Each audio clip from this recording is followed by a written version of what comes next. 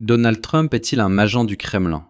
Cette hypothèse a été sérieusement étudiée par les services de renseignement américains.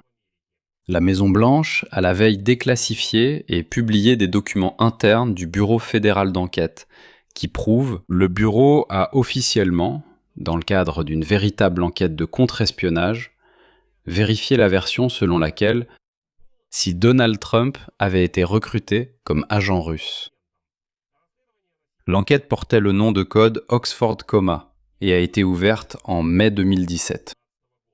Exactement une semaine après que Donald Trump a limogé sans explication le directeur du FBI de l'époque, James Comey. L'existence même d'une telle enquête n'est plus une rumeur ni une insinuation, mais un fait documenté, consigné dans les documents internes officiels du FBI. Et cela a immédiatement alimenté tout le monde. Ceux qui croient aux théories du complot, qui affirmaient depuis longtemps que Donald Trump avait bel et bien été recruté en Russie, et qu'il travaillait pour le Kremlin depuis tout ce temps. Mais ne vous précipitez pas à tirer des conclusions hâtives, car la façon dont l'administration de Donald Trump présente cette publication des documents du FBI et ce qui est réellement écrit dans ces documents, ce sont deux histoires différentes, et il vaut la peine de les examiner séparément. Parce qu'il y a une impression claire, le sentiment que la Maison-Blanche veut quand même laisser certaines zones d'ombre dans cette histoire. Je m'appelle Alexei Pesci. Examinons ensemble ce sujet aussi sombre. Mais avant de commencer, je vous demande de vous abonner à cette chaîne YouTube. Nous approchons la barre des 300 000 abonnés. Donc je vous serai reconnaissant pour chaque abonnement de votre part. Alors, selon des notes de service déclassifiées, le FBI a mené une enquête officielle sur la question de savoir si le président des États-Unis, Donald Trump, agissait comme un agent de la Russie et si Moscou avait pu le recruter. Commençons par les documents eux-mêmes, qui ont été publiés la veille. Le document clé, appelé Opening Electronic Communication, est daté du 16 mai 2017. Exactement une semaine après le limogeage de Comey, le 9 mai. Ce document permettait au FBI d'ouvrir officiellement une enquête complète contre le président américain en exercice, Donald Trump. La formulation du mémorandum lui-même est la suivante, je cite. Le FBI ouvre une enquête complète sur la base de faits établis, qui indique raisonnablement que le président Donald J. Trump pourrait être ou avoir été, consciemment ou inconsciemment, impliqué dans des activités au profit ou au nom du gouvernement de la Fédération de Russie, ce qui pourrait constituer une violation de la législation pénale fédérale ou une menace pour la sécurité nationale des États-Unis d'Amérique. Et plus loin dans le document, la justification même de la décision d'entamer cette enquête est indiquée. Je cite à nouveau. Sur la base des faits et circonstances présentés à ce jour, le FBI estime que l'ouverture de cette enquête est la méthode la moins intrusive pour éliminer un risque sérieux pour la sécurité nationale provoqué par l'activité présumée. Autrement dit, les agents du FBI examinaient un scénario précis. Le licenciement du directeur du FBI, James Comey, qui à ce moment-là dirigeait justement l'enquête sur les liens de l'équipe de Trump avec la Russie en soi. Cela pouvait être un acte commis dans l'intérêt de Moscou, indépendamment du fait que Donald Trump lui-même en était conscient ou agissait à l'aveugle, étant, selon la formulation même du document du FBI, inconsciemment impliqué dans, au service des intérêts de la Russie. Le contexte dans lequel cette enquête existait est également important. Elle était une branche d'une affaire plus vaste appelée Crossfire Hurricane. Cette même enquête politiquement explosive sur la supposée collusion entre l'équipe de campagne de Trump et le Kremlin en 2016. Au final, l'affaire, je souligne le nom Oxford, a été classée en avril 2019, peu de temps après la fin de l'enquête du procureur spécial Robert Mueller. L'enquête de Mueller elle-même a conduit à plusieurs affaires pénales contre des personnes de l'entourage de Donald Trump, mais son rapport final n'a pas établi de collusion entre l'équipe de Trump et la Russie. Dans le même temps, Le rapport n'a pas explicitement levé les soupçons d'entrave à la justice pesant sur le président, mais il n'a pas non plus porté d'accusation. En somme, l'histoire est restée inachevée. Et maintenant, voici comment l'administration de Donald Trump elle-même présente cette publication des fichiers du FBI. Il est important ici de bien comprendre les motivations et les dates de publication, car cela n'arrive pas par hasard. Le porte-parole officiel de l'administration Trump, en répondant à la question de savoir pourquoi ces documents du FBI, auparavant classés comme matériel sensible d'enquête, sont déclassifiés précisément maintenant, a déclaré « Le président Trump a chargé un groupe de travail spécial sur la transparence du gouvernement de la Maison-Blanche de découvrir des preuves jusque-là non divulguées de ce que l'administration qualifie d'utilisation des structures étatiques comme une arme contre lui-même, c'est-à-dire contre Donald Trump. » Selon un représentant de la Maison-Blanche, au fur et à mesure que le groupe de travail trouve et déclassifie de tels documents, il rend l'information publique et l'envoie au Congrès. La déclaration de la Maison-Blanche elle-même, publiée sur le site officiel, présente toute l'histoire comme étant à l'envers. Non pas comme une preuve que Trump était soupçonné à juste titre, mais comme une preuve que le Bureau fédéral, le FBI, l'a délibérément poursuivi, personnellement, en dépit de leurs propres preuves du contraire. Et voici une histoire intéressante que nous allons examiner. Même au bureau, ils auraient déjà compris qu'il n'y avait aucune preuve directe que Trump travaillait pour la Russie. Mais ils continuaient tout de même certaines enquêtes et en ouvraient même de nouvelles. Sur le site de la Maison-Blanche, il est indiqué, je cite, « Le Bureau fédéral d'enquête a ouvert une enquête criminelle spécifiquement dirigée contre Donald Trump en mai 2017. » Affirmant que le président nouvellement élu aurait pu agir en tant qu'agent russe lorsqu'il a limogé le directeur de l'époque, James Comey. Alors que les propres preuves du bureau à ce moment-là montraient clairement l'absence de collusion avec le Kremlin.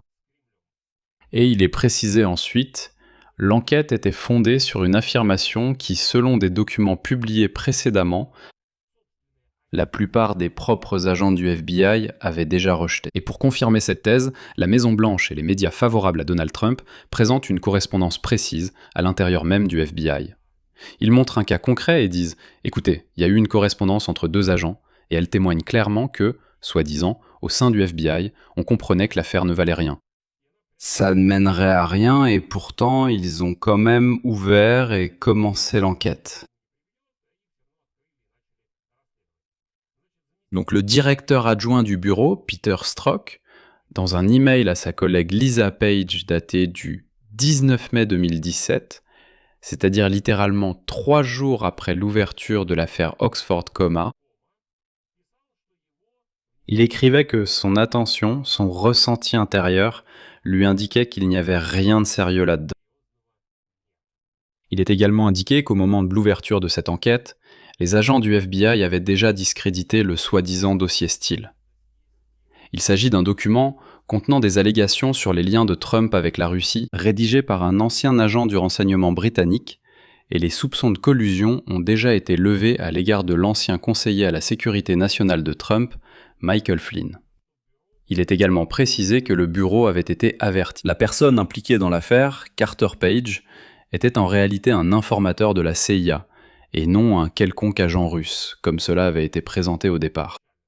En résumé, tous les arguments prouvent qu'ils n'ont pas examiné la question. Au FBI, un agent de la CIA identifié a été pris pour un agent russe, ils n'ont pas compris et ont lancé une enquête. Il y a aussi un détail technique intéressant qui est déjà devenu l'objet de discussions séparées. Le nom de l'enquête, comme je l'ai précisé un peu plus tôt, s'appelle Oxford Coma. Et comme vous le comprenez, il contient une erreur d'orthographe évidente dans le mot Oxford, c'est-à-dire que au lieu de Oxford, Oxford. Il est écrit Oxford, Oxford, et non pas Oxford, Oxford. La raison de cette faute de frappe n'est pas claire, mais certains commentateurs supposent que le FBI utilise intentionnellement cette écriture déformée, remplace les lettres par des chiffres dans les noms de code des documents. Précisément pour compliquer la recherche ultérieure de ces documents, lors des demandes officielles de divulgation d'informations. Par exemple, quelqu'un peut demander « Donnez-nous les documents d'Oxford Comma ».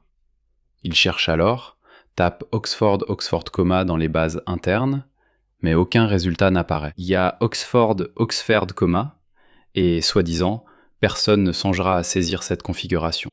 Le destin institutionnel ultérieur de cette histoire est aussi très révélateur, parce que l'histoire ne s'est pas arrêtée là. Après la fin de l'enquête de Mueller, le procureur général de l'époque, William Barr, a chargé John Durham de mener un examen séparé de la manière dont le FBI avait lancé l'enquête sur la Russie dans son ensemble. Et voici ce que John Durham a conclu en 2023.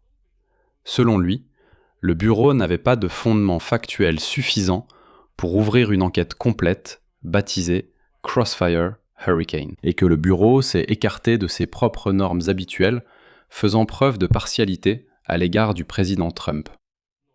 Mais il faut aussi se rappeler que William Barr a été nommé procureur général précisément par Donald Trump, donc lui aussi pouvait être partial, mais dans l'autre sens cette fois. Suite. Et maintenant, discutons de la façon dont cette publication des documents du FBI s'inscrit dans une histoire beaucoup plus longue et toujours non résolue de l'affrontement entre Donald Trump et James Comey. Parce que ce conflit dure depuis près de 10 ans et continue de s'intensifier jusqu'à aujourd'hui. Mais ils n'arrivent pas à s'accuser concrètement l'un l'autre de quelque chose, ni, excusez-moi, à se poursuivre en justice. Le ministère de la Justice, sous Donald Trump, a de nouveau inculpé James Comey en avril de cette année. Le ministère de la Justice, sous Donald Trump, a de nouveau inculpé James Comey en avril de cette année, en lien avec une publication sur les réseaux sociaux qui a été faite en 2025, dans laquelle l'ancien directeur du FBI a publié une photo de coquillage disposée en forme des chiffres 86 et 47. Une partie des républicains, en particulier du mouvement MAGA, a alors interprété cette publication comme une menace voilée de violence physique contre Donald Trump. Il disait que le chiffre 47 fait référence au numéro du président, et que 86, dans l'argot, signifie éliminer. Et bien en conséquence, les accusations contre Comey, les menaces envers le président et la transmission de la menace par des moyens de communication interétatiques ont été portées 5 mois après cela, après que le juge a classé une affaire antérieure du ministère de la Justice contre Comey pour des accusations de faux témoignages devant le Congrès et d'entrave à l'enquête sur l'ingérence russe. Eh bien, ici, on voit clairement le désir personnel de Donald Trump de punir James Comey d'une manière ou d'une autre, mais il n'est pas tout à fait clair pourquoi exactement il essaie de le punir, ni quelle méthode il utilise. En général, cette histoire avec la publication de l'image où il y a 47-86 continue toujours. Et comme vous le voyez, elle a été qualifiée non seulement de menace envers le président, mais aussi, je cite à nouveau cette formulation, menace envers le président et transmission de la menace par des moyens de communication interétatiques. C'est-à-dire qu'il s'avère que les réseaux sociaux sont considérés comme des moyens de communication interétatiques. Alors disons-le franchement, si Comey est si dangereux, pourquoi le tribunal n'arrive-t-il pas à le condamner ? Cette histoire dure depuis près de 10 ans. Les conspirationnistes s'interrogent donc à nouveau. Tous les détails ont-ils vraiment été révélés dans ces nouveaux documents du FBI? Suite. Qu'est-ce qu'on peut dire de tout cela de la manière la plus objective possible, dans la mesure du possible? Le fait confirmé et documenté est le suivant. En mai 2017, le FBI a ouvert une enquête officielle de contre-espionnage concernant le président américain en exercice, sur la question de sa possible, y compris involontaire, action au service des intérêts du gouvernement russe. Cela est établi par le document déclassifié du FBI lui-même. Ce ne sont pas des rumeurs, ni des journalistes, ni, comme le dit Trump, des fake news. C'est un document concret. Il s'agit également d'un fait confirmé. L'enquête a été close sans inculpation, et l'enquête parallèle, plus vaste, menée par Mueller, n'a pas établi de collusion entre l'équipe de campagne de Trump et la Russie. Mais l'affaire n'a pas non plus été complètement classée. Et c'est là que commencent deux interprétations concurrentes du même ensemble de faits. Et les deux sont activement promues dans l'espace public. Comme vous le comprenez, n'importe quelle information, n'importe quel ensemble d'informations peut être présenté sous différents angles. Dans ce cas précis, Deux interprétations existent. La première, que défend elle-même l'administration de Donald Trump, est la suivante. Le simple fait d'ouvrir une enquête, malgré le fait qu'une partie des agents du bureau doutaient déjà à ce moment-là du sérieux de cette version, prouve que le FBI a intentionnellement et de manière partiale poursuivi le président élu, Donald Trump. Autrement dit, cette publication ne confirme pas les soupçons concernant les liens de Trump avec la Russie, mais au contraire, elle sape la confiance envers l'enquête elle-même, envers le FBI lui-même. Mais en réalité, cette version repose sur la correspondance entre un agent du FBI et un autre agent, qui écrit que son intuition lui dit que ce n'est pas une affaire sérieuse. Eh bien, une intuition, ce n'est pas vraiment un argument solide. La deuxième interprétation, qui découle de toute l'histoire de l'affaire Crossfire Hurricane dans son ensemble, est la suivante. Ouverture officielle par le bureau d'une enquête complète, d'une enquête juridiquement fondée, précisément sur la question de savoir si le président pouvait travailler pour un État étranger. C'est en soi un événement suffisamment extraordinaire dans l'histoire des services de renseignement américains, indépendamment de son résultat ultérieur. Et cela reflète le niveau de gravité des inquiétudes qui existaient au sein de la communauté du renseignement à ce moment-là, indépendamment du fait que ces inquiétudes aient été confirmées par la suite ou non. Le simple fait qu'il y ait des soupçons mérite déjà de l'attention. Après tout, les soupçons ne surgissent pas sans raison. Les amis, et vous, quelle interprétation soutenez-vous finalement ? Écrivez-le s'il vous plaît dans les commentaires sous cette vidéo. Je vais m'arrêter ici. Écrivez vos pensées, vos conclusions dans les commentaires sous la vidéo. Abonnez-vous à la chaîne, activez la cloche et n'oubliez pas de mettre un like. Si vous souhaitez soutenir le travail de cette chaîne YouTube, vous pouvez le faire financièrement avec un don ou en devenant sponsor directement ici sur la plateforme YouTube. Tous les liens et toutes les informations nécessaires se trouvent dans la description de cette vidéo. Ou bien, cliquez directement sur le bouton « Sponsoriser » juste sous la vidéo. N'oubliez pas de cliquer sur le bouton « S'abonner » si vous regardez mes vidéos sans être abonné, c'est très important pour moi. C'est tout pour aujourd'hui, prenez soin de vous, au revoir à tous.